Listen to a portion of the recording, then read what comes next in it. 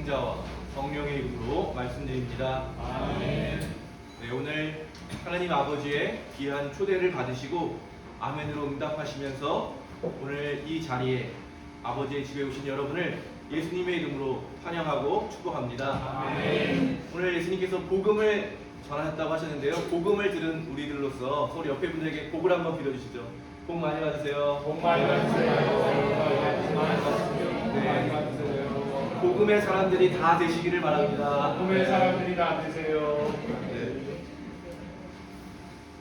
오늘 말씀을 묵상하면서 어떻게 베드로와 안드레 그리고 야고보와 요한은 예수님의 말을 딱 듣자마자 그렇게 화끈하게 그렇게 아무 고민 없이 예수님을 따라갈 수 있었을까? 이게 처음으로 제 마음의 질문으로 떠올랐습니다. 첫 번째로는 그들의 역사를 좀 살펴볼 필요가 있을 것 같습니다. 유대인들은 자신들이 하나님의 백성이라고 생각했고 그들의 역사 속에서 하나님께서 직접 그들을 만나주신 사건들이 굉장히 많이 있습니다. 구약의 이야기가 다 그 이야기죠. 구약을 압축해서 두 가지 사건을 꼭 기억하시면 좋을 것 같은데요. 첫 번째는 출애굽 사건입니다. 요셉이라는 사람이 이집트에 살게 되면서 그 후손들이 점점 늘어나게 되었는데요. 그래서 파라오가 그들을 노예로 전락시키고 그들을 혹독하게 대했고 그때 백성들이 정말 너무나도 고통스러워서 울부짖었다고 성경에 기록되어 있습니다. 그런 백성들의 울부짖음을 하나님께서 들으시고 누구를 보내셨죠? 그들에게 모세를 보내주셔서 모세를 통해서 이제 애굽을 탈출하는 출애굽 사건이 이제 일어나게 되는 거죠. 그때 홍해를 건넙니다. 홍해 바다의 한 가운데를 그들이 건너게 돼요. 많은 신학자들이 이 홍해 건너는 사건, 이 사건을 세례의 원형이라고 생각해요. 세례. 우리가 세례를 받았잖아요. 근데 이스라엘 백성이 단체로 물을 통과하잖아요. 물 한 가운데를 통과해서 이전에는 어떤 사람들이었어요? 이집트의 노예였던 사람들이 물을 건너고 나서 어떻게 했어요? 물을 건너고 나니까 하나님의 백성, 자유인이 된 거죠. 그러니까 우리 세례의 의미가 그거잖아요. 죄의 노예였던 우리가 물을 건너서 물속을 통과하고 나서 어떤 사람이 되는 거예요? 하나님의 자녀가 됐다. 거듭나게 됐다. 그래서 이제 이 사건을 세례 원형의 사건으로 많이 설명하기도 합니다. 그리고 그들은 신의 산에서 하나님과 계약을 맺어요. 그래서 하나님은 우리의 신이 되고 우리는 하나님의 백성이 되는 그런 계약의 징표가 뭐예요? 언약궤. 모세가 산에서 받아온 언약궤를 상자에 넣고 어디에 보관했어요? 성경 안 보시는 거 아니죠? 전혀 모른다 하시면 안 되는데 그러면 성경 공부를 다시 해야 되는데 주일학교에 가셔가지고 성경 공부를 다시 해야 되는데 성막을 짓잖아요. 성막을 짓고 그 안에 가장 중요한 지성소라는 곳에 성궤를 보관하는 거예요. 그 안에 언약궤가 있는 거예요. 그러니까 약속의 징표이기 때문에 그래서 약속의 땅인 가나안에 들어가서도 성전을 짓고 지성소를 마련해서 거기에 이 언약궤를 보관하는 거죠. 그러니까 이들이 자신들이 노예였던 그 울부짖음을 들어주신 하나님. 성경에 보면 뭐라 그래요? 낮에는 구름 기둥과 밤에는 불 기둥으로 인도해 주셨던 그 하나님을 기억하고 있는 거예요. 근데 그 한참 시간이 지나서 약속의 징표였던 성전이 무너지게 됩니다. 그러면서 그들이 바빌론으로 포로로 끌려갔을 때 많은 예언자들이 예언을 해요. 하느님이 반드시 하나님의 백성을 되찾아서 함께 다시 새로운 성전을 짓고 살게 될 것이다. 그때 주로 많이 쓰는 이제 비유, 언어 상징이 뭐냐면 광야에 길을 내실 거다.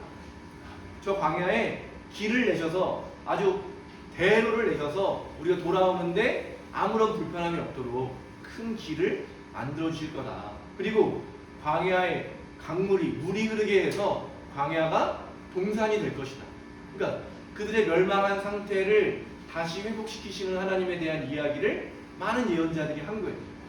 그러니까 그런 상황인데 그들은 지금 어때요? 예수님이 이 복음을 전하시는 그때 유대인들은 어땠어요? 나라를 로마에게 빼앗기고, 그죠? 아주 복잡한 정치 상황이 있거든요. 그래서 총독도 있고, 왕도 있고, 로마와 뭐 이런 복잡한 상황 속에서 나라를 뺏긴 사람들이 다시 한번 하나님이 우리를 구원해 주실 것이다 라고 하는 그 믿음을 가지고 그 희망을 가지고 살고 있었던 때라는 거예요. 그러니까 그 세례 요한이 광야에서 외쳤잖아요. 그러면서 자기를 어떻게 표현했어요? 나는 메시아가 아니다. 나는 구원자가 아니다. 단지 광야에서 외치는 이의 소리일 뿐이다. 너희는 주의 길을 닫고 그의 길을 고르게 하여라 라고 하는 게 나다라고 말했어요. 그러면 이 길을 따라 누가 오시게 돼 있어요? 메시아가 오는, 그리스도가 오는 거예요. 그러니까 그래서 오늘도 성경에 뭐라고 처음 시작을 해요? 세례 요한이 잡히시고. 그러니까 세례 요한을 계속 이야기하는 이유는 세례 요한은 그 광야에서 길을 내는 사람이었고 그 길을 통해서 오시는 분이 진짜 그리스도다. 근데 그분이 누구예요? 바로 예수님이다 라고 오늘 성경이 소개하는 거죠. 그래서 예수님이 오셔서 복음을 전했다. 뭐예요? 우리가 지금 이렇게 어려움을 겪고 있지만 하느님은 우리를 반드시 찾아오신다. 우리 조상들이 그랬던 것처럼 하나님과 멀리 떨어진 적은 있지만 하나님이 끝내 찾아오셔서 회복시켜 주시고 구원해 주시고 완전하게 해주셨던 것처럼 지금 하나님이 가까이 다가오셨다.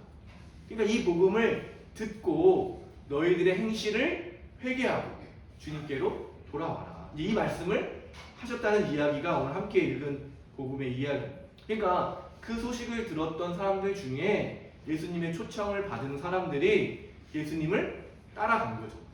그러니까 아주 압축되어 있는 이야기를 제가 조금 풀어 설명해 드린 건데 베드로와 안드레아 또 야고보와 요한을 부르신 데에는 이런 하나님의 일을 함께 하자라고 하는 초대였다는 겁니다. 그런데 여러분 기억하셔야 될 거는 이 제자들이 탁월한 사람들이 아니었다는 거예요. 오늘날로 보면 뭐 박사학위가 있거나 재산이 많거나 뭐 아주 잘생겼거나 이런 조건에는 별로 부합하지 않는 사람들이었다는 거예요. 하나님은 우리 주변에 있는 평범한 사람들을 부르셔서 그 부름에 응답한 사람들을 통해서 세상을 구원하신다. 아멘. 아멘. 저와 여러분을 그렇게 불러주신 이유라는 거죠. 물론 우리가 복받고 하나님의 자녀로 살아가는 것도 중요하지만 응답한 우리들을 통해서 이 모든 세상을 구원하기를 원하신다.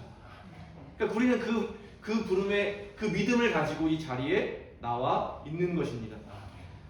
베드로가 대표적인 사람인데 얼마나 실패를 많이 했는지 성경의 수많은 이야기들이 성공의 이야기가 별로 없어요. 대부분의 실패의 이야기예요. 예수님의 첫 번째 순환 예고에서 그 전에 칭찬을 받았던 베드로가 아주 그냥 강력하게 소리를 지르면서 항의하는 거야. 그냥 아이 주님 그러시면 안 됩니다 이런 게 아니라 소리를 지르면서 펄쩍 뛰면서 절대로 그러면 안 된다 이렇게 이야기했다가 예수님이 뭐라 그래요? 사탄아 굉장한 질책을 받잖아요. 무리를 걸어오시는 예수님에게 저도 좀 걷게 해주세요 했다가 무리를 걷자마자 바로 두려움에 빠져서 물속에 허우적거리면서 왜 이렇게 믿음이 약하냐 이런 책망을 받은 사람이 베드로입니다. 마지막 밤에 잡히시던 날 밤에 예수님에게 절대로 저는 예수님을 부인하지 않습니다 라고 다짐을 했지만 몇 시간 지나지 않아서 막 칼이 왔다 갔다 하고 예수님 잡혀가고 그러고 나니까 금방 겁이 나서 3번씩이나 예수님을 부인했던 사람이 바로 베드로입니다. 근데 그가 사도행전을 보면 그렇게 우리와 전혀 다르지 않은 그냥 평범하고 좀 부족해 보이는 베드로가 어떻게 변하는지 한번 보세요. 어느 날 기도하기 위해 성전을 가는데 그 앞에 구걸하고 있는 장애인이 있는 거죠. 걷지 못하는 장애인에게 이렇게 선포합니다. 나는 돈이 없습니다. 그러나 내가 줄 수 있는 것은 이것입니다. 나자렛 예수 그리스도의 이름으로 걸어가시오 하며 그의 오른손을 잡아 일으켰다. 그러자 그 앉은 뱅이는 당장에 다리와 발목에 힘을 얻어 벌떡 일어나 걷기 시작하였다. 그리고 그들과 함께 성전으로 들어가면서 걷기도 하고 껑충껑충 뛰기도 하며 하느님을 찬양하였다. 아멘. 베드로가 보여주고 있는 것은 계속해서 베드로라고 하는 사람을 통해서 알 수 있는 것은 자기 힘과 능력으로는 변변치 않더라도 하나님을 의지하고 예수 그리스도의 그 능력을 사모하게 될 때, 그것을 의지하게 될 때 예수님처럼, 그러니까 이 베드로가 보여주는 모습이 예수님의 모습이잖아요. 병자들을 고쳐주고 그들과 함께 했던 그 모습대로 살아갈 수 있는 것이다. 바로 하나님의 도우심, 성령의 능력으로 신앙인은 예수님처럼 살아갈 수 있다. 내 힘으로가 아니라 누구의 힘으로요? 하나님의 힘으로, 하나님의 도우심으로 그렇게 살아가는 것이 바로 신앙이라는 것을 오늘 말씀을 통해서 여러분 꼭 기억하시게 되기를 바랍니다. 아멘. 요즘 목요일 저녁이 되면 책을 읽고 있어요. 온라인으로 같이 이렇게 기도하는 삶이라고 하는 책을 읽고 있는데 이번 주 읽는 내용 중에 이냐시오라고 하는 성인이 있어요. 이분이 이냐시오가 분별에 대해서 많이 사람들이 가르쳤는데 그분이 말하는 것 중에 하나님의 음성을 듣기 위해서 우리가 5가지를 좀 개발하면 하나님의 음성을 잘 들을 수 있다 이렇게 얘기하는데 첫 번째가 내적인 자유예요. 어떤 걸 내적 자유라고 말했냐면 부와 명예, 교만에 의해 흔들리지 않는 내적 자유가 있어야 하나님의 음성을 잘 들을 수 있다 이렇게 설명을 하고 있습니다. 그래서 어떤 분이 책을 다 읽고 서로 이제 질문도 하고 서로 이야기를 나누는데 그 내용을 보고 자기는 이 책에 어떻게 하면 그 내적 자유를 키울 수 있는지 좀 알기 원하는데 딱 거기까지거든요. 어떻게가 없었어요. 그래서 저한테 알려달라고 이렇게 질문을 하시더라고요. 저도 대답을 하긴 했지만 뭐 이렇게 뭐 얘기를 하긴 했지만 저 역시 아직도 그렇게 모든 것을 다 이렇게 맡기지 못하고 머리를 쓰면서 어떤 게 나한테 유리한가 이렇게 하는 게 더 나에게 좋지 않은가 이러고 있는 저의 모습을 그날 그 대화를 하면서 다시 한번 발견하게 됐습니다. 다시 한번 말씀을 준비하면서 저에게 이 성직의 과정들이 다시 한번 떠오르게 됐는데요. 제가 20대 후반에 일반 대학교를 다니고 있었어요. 신학교를 다니지 않고 제가 그냥 교회 생활 열심히 하고 있었는데 신학교에 대해서는 좀 생각하지 않았는데 어느 날 제가 스스로 처음으로 인생에 대해서 진지하게 고민해 봤던 것 같아요. 어떻게 해야 내가 행복할 수 있을까? 어떻게 해야 내가 인생을 잘 살 수 있을까? 그때 제 마음에 내가 교회에서 일하고 살면 좀 행복하지 않을까 이런 생각을 하면서 제가 하나님께 기도했어요. 이렇게 저 같은 사람도 성직자가 될 수 있을까요? 이렇게 기도했는데 주님께서 저한테는 그렇게 대해주셨어요. 네가 원하는 게 내가 원하는 것이다. 그 말을 믿고 제가 성직을 과감하게 용기를 내서 시작하게 됐는데요. 그 성공의 대학교를 갔는데 기숙사 생활을 해야 돼요. 2년을 무조건 의무적으로 기숙사 생활을 해야 되는데 첫날 예배 시간에 딱 저희들한테 신부님이 얘기하는 거예요. 이제 너희는 집을 떠나고 가족도 버리고 예수님의 사람이 된 거다. 그러니까 지금부터 집에도 가지 마라. 월요일 아침부터 토요일 아침까지 성무일가를 계속 아침 저녁으로 하고 성무일가를 마치고 교회로 가서 밤늦게까지 교회 일을 하고 다음날 주일을 지키고 집에 가지 말고 학교로 와라. 그래서 아침도 안 주면서 그래가지고 내가 밥도 안 주면서 그러다가 엄청 불평했는데 저는 그래도 어리고 총각이 가는데 그 당시에 결혼한 분들도 많았거든요. 애가 어린 분들도 많았고 가면 안 된다는 거예요. 제가 이런 줄 알았으면 좀 더 잘 고민해봤어야 되는데 잘 모르고 갔는데 그랬어요. 그 이후부터 계속 선배 신부님한테 들은 이야기는 늘 그런 이야기였어요. 너의 가족을 챙기면 안 된다. 가족보다 교인을 더 먼저 챙겨야 된다. 그래서 그 말을 그냥 정말 그대로 지키기 위해서 많이 애썼고 상처받은 건 저희 아이들과 이제 아내인 거죠. 근데 저는 그래야 되는지 알고 가족 일이 있어도 교회 일을 더 우선시하고 그게 이제 예수님을 따르는 삶이라고 이제 배운 거예요. 제가 이렇게 살아가면서 뭐 수많은 좌충우돌 하면서 사건들이 많이 있었죠.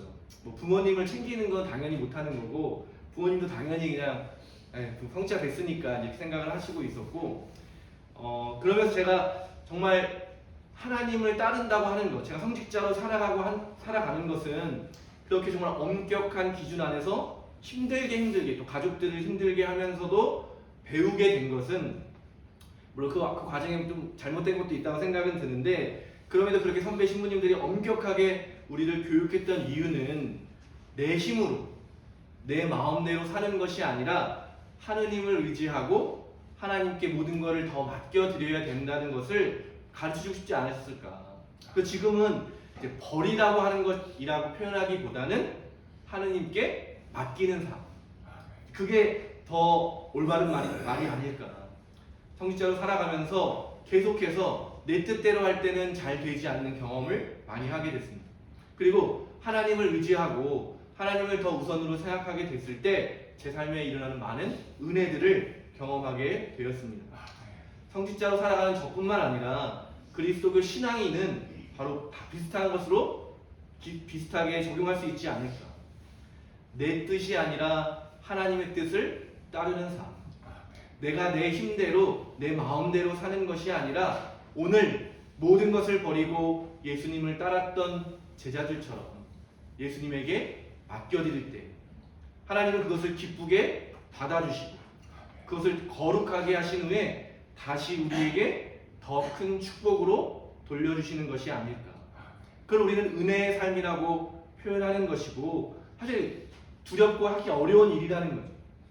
그렇지만 내가 은혜를 경험하면 할수록 내 안에 두려움보다는 하나님을 신뢰하는 마음이 점점 자라나게 되면서 그렇게 하나님께 나의 모든 것을 내어드릴 수 있는 그 경지까지 이룰 수 있지 않을까 생각합니다. 아멘.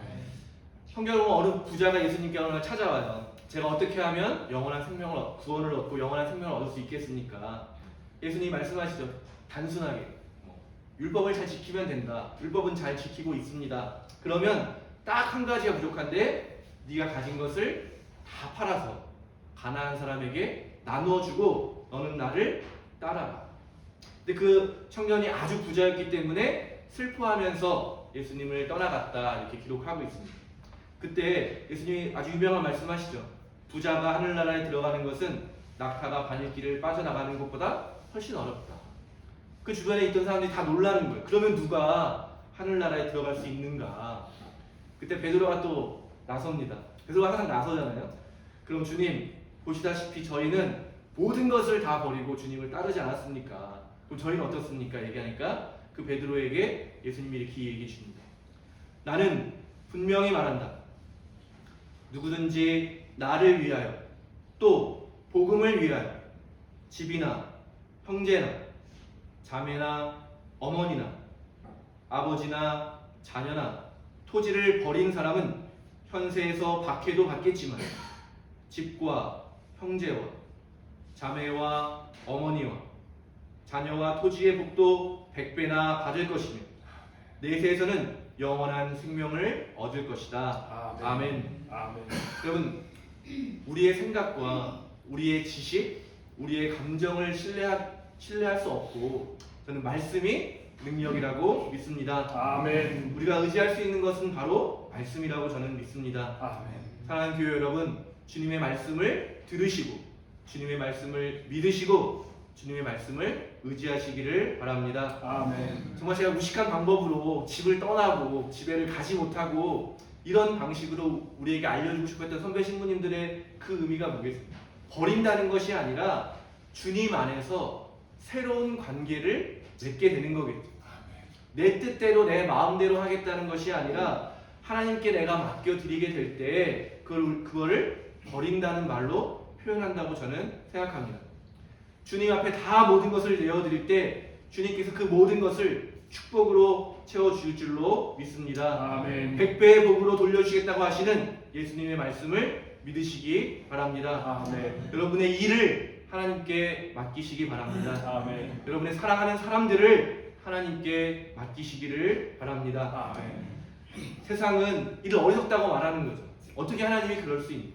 오늘 이야기를 볼 때도 이 어부들은 이미 다 가지고 있는 거예요. 그물도 있고 배도 있고 고기를 잡을 수 있는 기술도 있고 그 호수에는 정말 고기가 엄청 많잖아. 그러니까 자기가 가진 걸로 충분하다고 생각할 수 있는 그 상황에 보이지 않는 아무것도 책임져 질 수 없는 하느님 나라를 위해서 그 모든 것을 버린다. 그 모든 것을 포기한다고 하는 것은 세상적으로 보면 굉장히 어리석은 일이죠. 이미 가지고 있는 것을 잘 쓰면서 같이 병행하든지 아니면 조금 이것들을 양보하든지 이렇게 생각하는 게 우리 인간적인 생각이지만 하나님은 분명히 우리에게 요청하시는 거예요. 모든 것을 다 받기 원하시고 그 모든 것을 새롭게 하셔서 하나님의 축복의 통로가 되기를 원하는 것이 바로 하나님의 뜻인 것입니다. 그래서 예수님이 이야기하시는 거예요. 하나님에 대한 오해, 두렵고 심판하시고 우리를 벌줄 것 같은 하나님이 아니라 마치 어린 아이가 의지하고 정말 이렇게 표현하기 아빠라는 말은 당연히 그런 거잖아요. 아빠라고 표현할 만큼 그렇게 가까운 하나님이 지금 우리 곁에 왔다. 그러니까 두려워하지 말고 정말 그 아빠의 뜻을 위해서 같이 함께 시작해보자. 그리스도교 신앙의 핵심에 바로 이것이 있다고 믿습니다. 가까이 계시면서 우리를 새롭게 하시고 우리를 복주기 원하시는 하나님 아버지를 믿으시는 저와 여러분이 되기를 바랍니다. 아멘. 하나님께서는 때로는 우리를 고통 속에 두고 슬퍼함 가운데 두시기도 하지만 마침내 우리를 만나주시고 만져주시고 회복시켜주시고 일으켜주실 것이라고 하는 것, 그것을 여러분 믿으시기 바랍니다. 아멘. 그리고 그렇게 그런 것을 믿고 따르는 사람들을 통해서 우리들 부천교회를 통해서 세상을 구원하기 원하신다고 하는 사실, 이 귀한 사역에 저와 여러분을 불러주신 것입니다. 아멘. 그리스도인이 된다는 것은 이런 부름에 아멘으로 응답하면서 세상적인 가치관이나 방법이 아닌 하나님의 방법으로 살아가겠다는 사람들인 것입니다. 아멘. 내 중심적인 삶에서 하나님 중심의 삶으로 살아가겠다는 사람들인 것입니다. 세상 사람들 보기에는 참 어리석어 보이겠지만 바울로의 말을 다시 한번 기억해 보시기를 바랍니다. 멸망한 사람들에게는 십자가의 이치가 한낱 어리석은 생각에 불과하지만 구원받을 우리에게는 곧 하느님의 힘입니다. 아멘. 아멘. 아멘. 하나님을 믿으시기를 바랍니다. 아멘. 우리를 구원하시고 살리시고 복주시는 그 하나님을 여러분 믿으시기를 바랍니다. 아멘. 그때 비로소 우리는 내적 자유를 얻어서 정말 돈 걱정, 내가 어떻게 잘 살아야지 그런 걱정에 빠져있는 삶에서 기쁨이 가득한 삶으로 하나님의 말씀을 잘 듣고 하나님과 깊은 교제를 나누는 그런 삶으로 우리가 변화된다고 하는 것입니다. 오늘 교회 뭐가 바뀌었는데 뭐가 바뀌었는지 보이세요? 네, 앞에 그림 바꿨죠? 네. 우리 요셉교우님이 예쁘게 잘 만들어주셔가지고 이렇게 붙여주셨는데요. 제가 부탁드렸어요. 이 글보다는 그림이 있었으면 좋겠다. 이 그림이 보시면 어린 아이가 첫 번째 걸음마를 시작하는 거예요. 걸음마를 막 하는 아이를 향해서 아버지가 하던 일을 멈추고 두 팔을 벌려서 아이를 얼마나 기뻐요. 기억나시죠? 다 아이들이 첫 번째 넘어질까 말까 하고 막 그럴 때 자기를 향해서 다가오는 아이를 맞이해주는 아버지의 모습입니다. 우리가 매주일 교회에 올 때 느꼈을 기분이었으면 좋겠습니다. 이렇게 두 팔을 벌려서 활짝 환영해 주시는 아버지를 향해서 부족하지만 정말 이렇게 이렇게 첫 걸음이라서 잘하지 못하지만 있는 모습 그대로 기쁨을 가지고 아버지께로 나아가는 우리 부천교회가 되기를 바랍니다. 아멘.